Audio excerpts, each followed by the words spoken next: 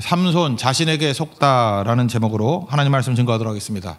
성경 읽을 때 선입견을 읽지 말아야 됩니다. 성경은 있는 그대로 읽어야 된다는 것입니다.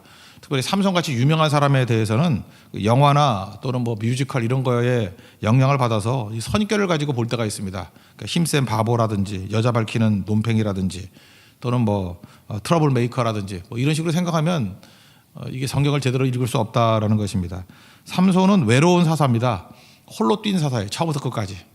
동조자가 하나도 없었습니다. 동역자가 하나도 없었습니다. 그래서 홀로 틈을 만들어서 어떤 계기를 만들어서 싸워 이겨야 되는 그러한 사람이었다는 것입니다. 특별히 대적 블레셋과 싸우는 것도 있지만 이스라엘의 잠자는 신앙을 깨우는 것, 그것도 그에게 중요한 일이었다는 것입니다. 여러 가지 뭐 낙타 특별로 뭐 이기기도 하고 뭐 그런 일이 쭉 벌어지지 않습니까? 딥나의 여인도 이기고. 근데 모두 과정들을 보면 다 이스라엘 백성들을 이렇게 자극하기 위한 거예요. 그 지난 장에 보니까 유다 사람들, 유다 지파가 제일 크지 않습니까?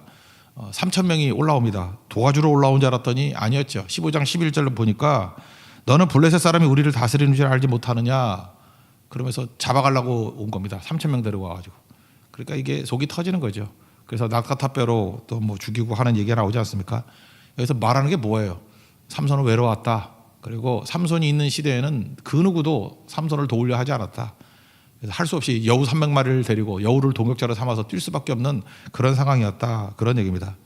이제 마지막 장인데 16장에 넘어오면은 이제 두 가지 의미가 있어요. 1절부터 3절까지는 가사의 기생에게로 내려가는 얘기가 나오는데, 이거는 우리 또 선입견이 그렇죠. 또 여자구나, 그죠? 또 여자네. 그거 아니에요. 이거 똑같다고요. 이것도 여자 만나러 간 게 아니라 그것을 계기로 해서 틈을 만들고 홀로 블레셋과 싸우기 위한 대적을 자극하고 유다 지파를 깨우기 위한 과정이다. 1, 2, 3절의 내용입니다.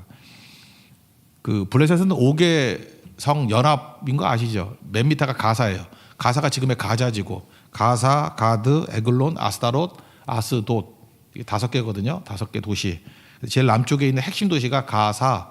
지금도 이렇게 팔레스타인 싸움 있을 때 그 가자지구라 그러잖아요. 제일 남쪽에. 그죠? 거기가 블레셋의 근거지였다는 것입니다. 만약에 여자 만나러 간다 그러면은 한번 생각해 보세요. 여자 만나러 간다 그러면 자기 동족들도 많이 있는데 뭐하러 거기까지 내려가겠어요? 적진의 한복판인데. 그러니까 적진으로 내려갔다, 여자 만나러 갔다, 목숨 걸고 갔다, 이건 말이 안 되는 거죠. 한번 지도 한번 보여주시겠어요? 여기 보시면은 가사가 어딘지 알겠죠? 제일 밑에. 그리고 헤브론이라고 보이는 데 있죠? 헤브론은 어떤 곳이죠? 헤브론은 막벨라 굴이 있는 곳.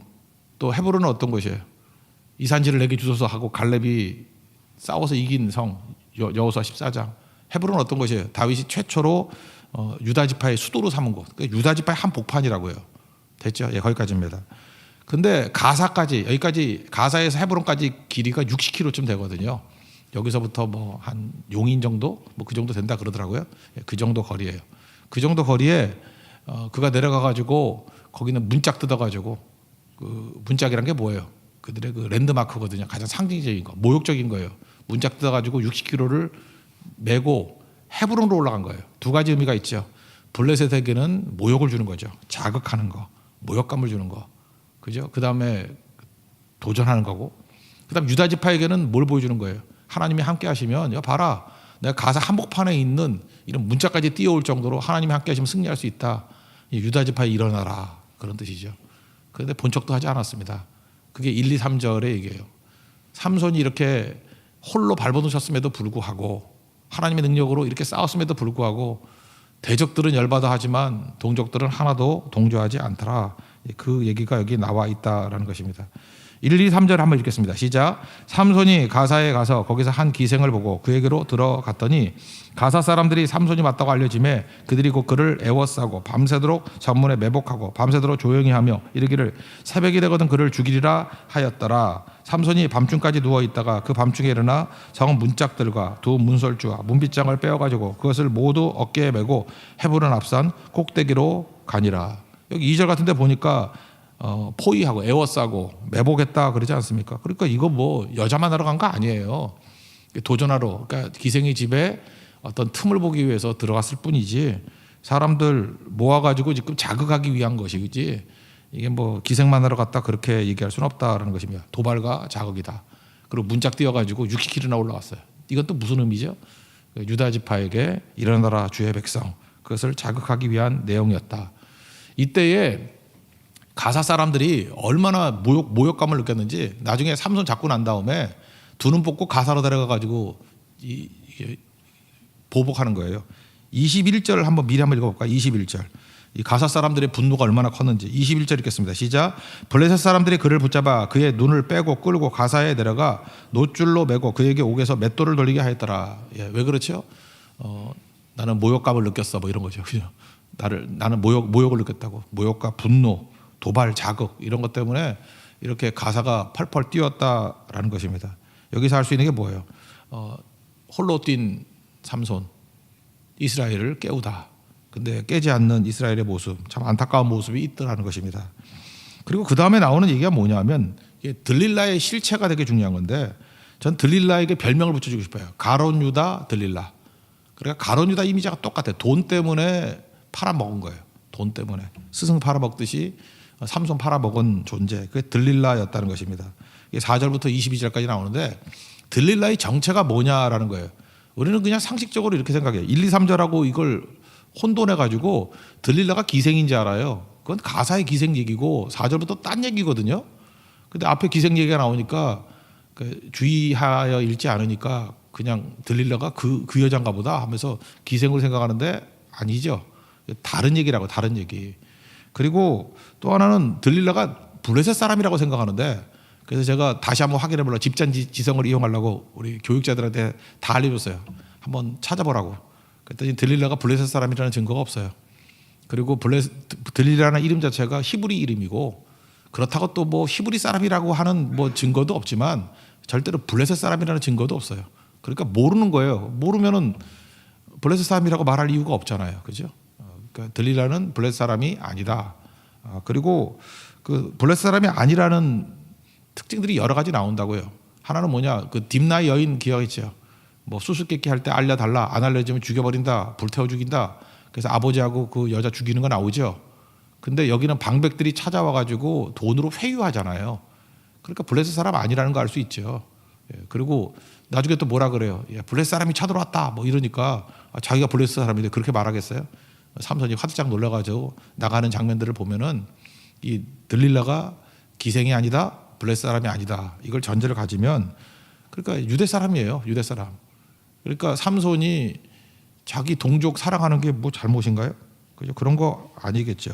그리고 소렉 골짜기라 그러는데 소렉은 이게 접경지예요. 접경지. 단지파가 사는 데가 접경지라 했죠. 소렉이 그 블레셋과 접경지라고. 절대로 블레셋은 아니라는 것입니다. 그 정도로 보면은 뭐 이해가 되겠죠. 그래, 이런 거죠. 아무도 없으니까 사람이 다 그렇지 않습니까? 외롭지 않습니까? 그러니까 외로우니까 이제 배우자 만나려고, 여자 만나려고 들릴라 만났던 것 같아요. 그래서 이거를 뭐 잘못이라고 하면 잘못인가? 잘 모르겠어요. 그죠? 어느 정도 잘못인지 모르지만 저는 좀 관대하게 얘기하고 싶어요. 그죠? 외로움 때문에 뭐 위로받을 수도 있고 여자를 만날 수도 있는 거다. 이걸 죄라고 생각하지는 않습니다. 그래서 둘이 잘 사귀니까 그 틈을 누가 본 거예요? 블레셋이 보고 방백들이 왔다 그러잖아요. 높은 사람들, 그죠? 고위직들이 와가지고 돈으로 회유를 합니다. 그래서 두 가지를 묻죠. 큰 힘의 근원이 어딘지, 또 어떻게 하면 결박하고 굴복시킬 수 있는지 방법을 알려줘라. 그러면 은 1,100개, 우리 5개 도시가 있으니까 곱하기 5 따로따로 주겠다. 그러니까 5,500개 주겠다. 1,100개 곱하기 5, 5,500개를 주겠다. 이거 뭐 주석 같은 데 보니까 한 사람의 100년 연봉이래. 100년 연봉. 그러니까 5천만 원이 연봉이라 그러면 한 50억쯤 준다 그러는 거죠. 너 그거 알려주면 내가 50억쯤 줄게. 돈에 눈이 먼 여자죠. 사랑을 팔아먹는 여자. 그러니까 들릴라가 나쁜 여자지 삼손이 나쁜 남자가 아니라는 거예요. 들릴라 따라하십시오. 나쁜 여자. 그죠? 이게 나쁜 여자예요. 나쁜 여자. 4절 5절 읽겠습니다. 시작. 이후에 삼손이 소렉 골짜기에 들릴라라 이름하는 여인을 사랑하며 블레셋 사람의 방백들이 그 여인에게 올라가서 그에게 이르되 삼손을 꾀어서 무엇으로 말미암아 그 큰 힘이 생기는지, 그리고 우리가 어떻게 하면 능히 그를 결박하여 굴복하게 할 수 있을는지 알아보라. 그리하면 우리가 각각 은 1,000개씩을 내게 주리라 하니. 아까도 얘기했죠. 동족이라 그러면 협박해가지고 갔지. 그 14장 15절에 나오거든요. 너 수수께끼 알려주지 않으면 그냥 너와 내 아버지 집을 불사르리라. 근데 여기 그러지 않잖아요. 돈으로 회유하잖아요. 그러니까 블레셋 사람은 아니라는 거 알 수 있죠.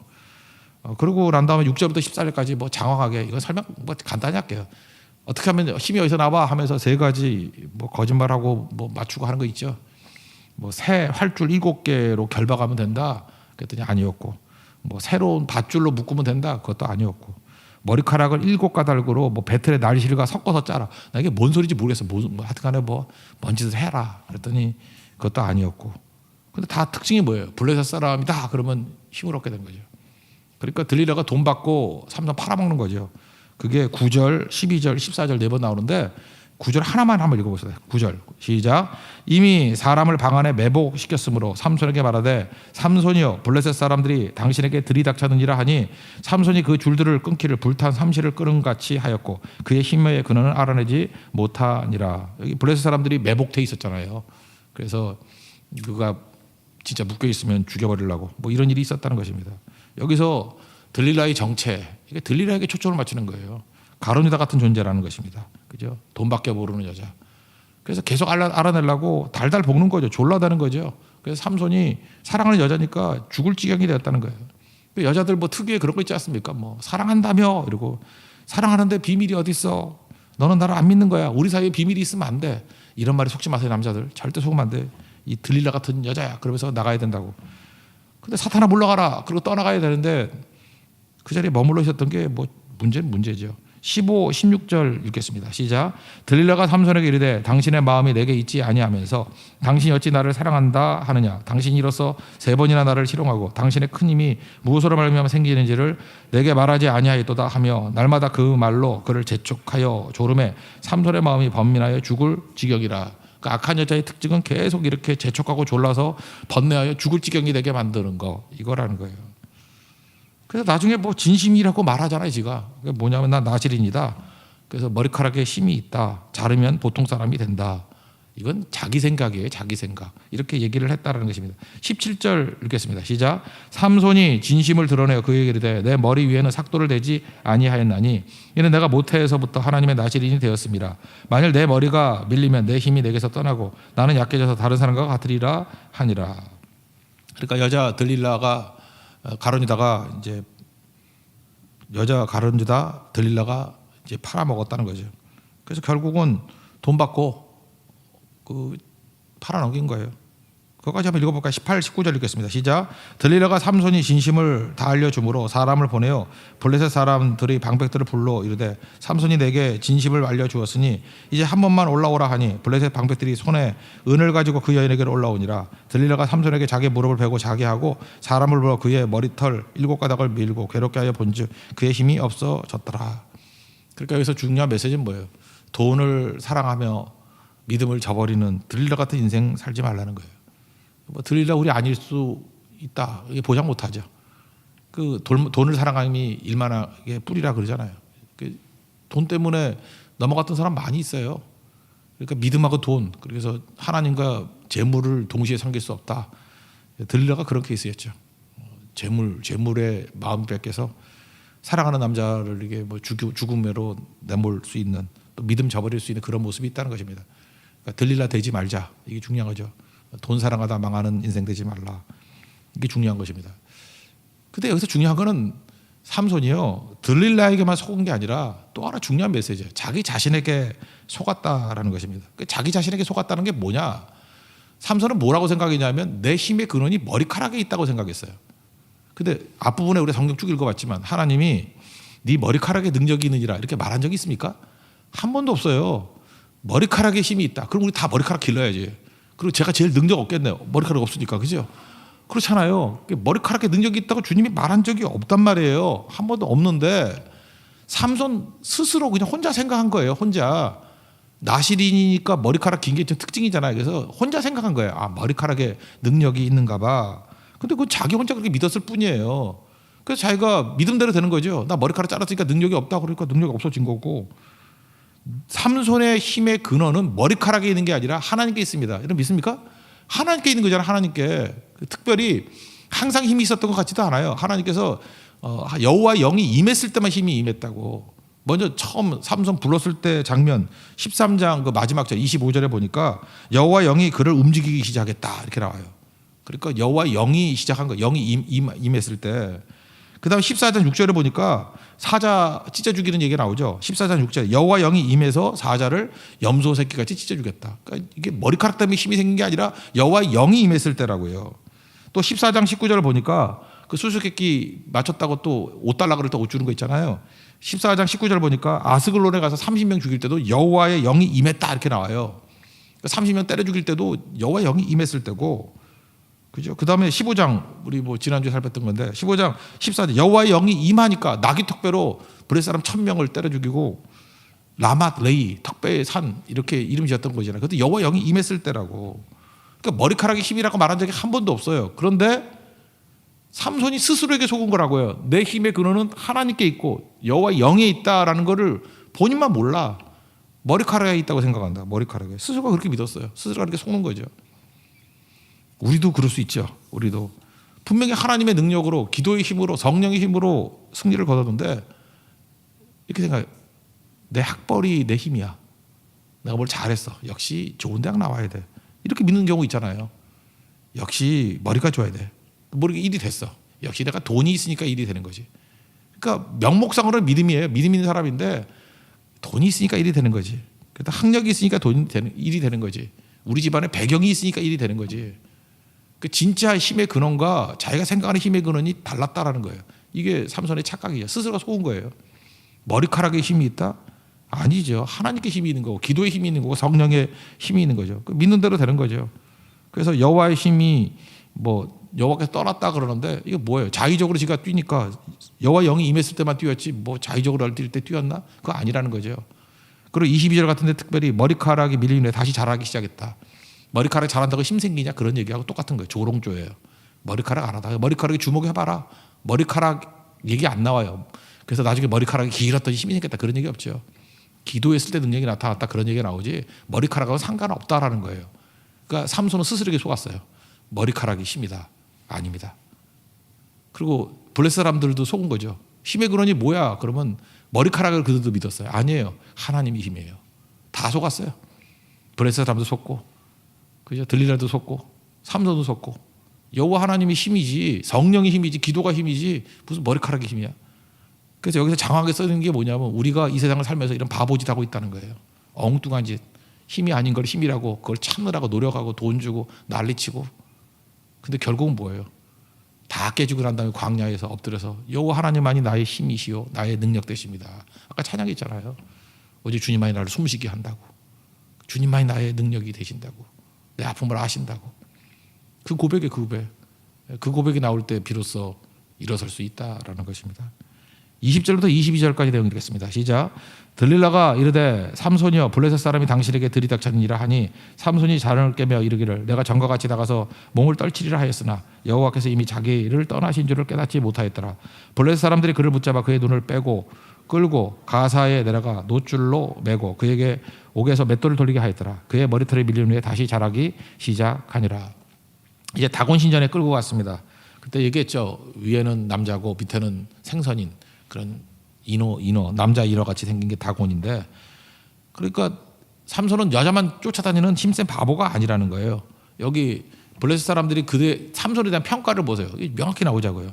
우리 땅을 망쳐놓고 많은 사람을 쳐 죽인 원수다 그랬어요. 그 블레셋 사람들의 삼손에 대한 평가 이게 정확한 거예요. 24절 한번 읽겠습니다. 시작. 백성들도 삼손을 보았으므로 이르되 우리 땅을 망쳐놓고 우리의 많은 사람을 죽인 원수를 우리의 신이 우리 손에 넘겨주었다 하고 자기들의 신을 찬양하며. 이게 삼손이었어요. 여자 따라다니는 그런 게 아니라 이 블레셋의 강력한 대적이었고 홀로 뛰어도 블레셋이 벌벌 떨게 만드는 그런 용사였다. 이게 핵심이죠.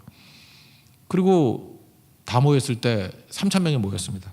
27절 읽겠습니다. 시작. 그 집에는 남녀가 가득하니 블레셋 모든 방백들도 거기에 있고 지붕에 있는 남녀도 3,000명 가량이라. 다 삼손이 재주 부리는 것을 보더라. 그러니까 오늘 핵심은 이거예요. 삼손이 이제 깨닫게 된 거예요. 뭘 깨달았어요? 머리카락이 힘이 아니라는 걸 알겠죠. 다 잃고 난 다음에 깨달았어요. 기도가 힘이에요. 부르짖음이 힘이에요. 그래서 하나님 나를 생각해 주십시오. 구하옵나니 강하게 해 주십시오. 원수를 갖게 해 주십시오. 머리카락이 아니라 기도가 능력이었어요. 기도했잖아요. 여기 머리카락에 힘이 어디 있어요? 뭐 머리카락이여 힘을 다오 이런 게 없잖아요. 하나님 힘 주세요. 그죠? 하나님 이번만 강하게 해주세요. 하나님이 힘이십니다. 이제 깨닫게 되는 거죠. 28절부터 30절까지 읽겠습니다. 시작.